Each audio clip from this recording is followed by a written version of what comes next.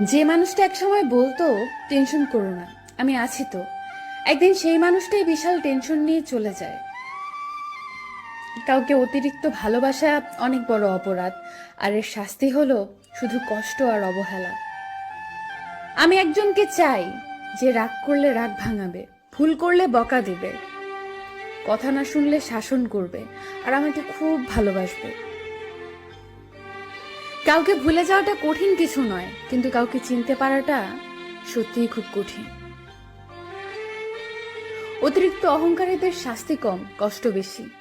ভালোবাসা মানে শুধু রোম্যান্স করা নয়, ভালোবাসা মানে নিজের থেকেও বেশি কাছের মানুষের খেয়াল রাখা। যে সম্পর্ক অন্যের কথায় নষ্ট হয়ে যায় তা কখনোই সম্পর্ক ছিল না, সেটা প্রেম হোক আর বন্ধুত্ব। যে কোনো সম্পর্কের মূল ভিত্তি হলো বিশ্বাস। মানুষ যতই শক্তিশালী হোক না কেন,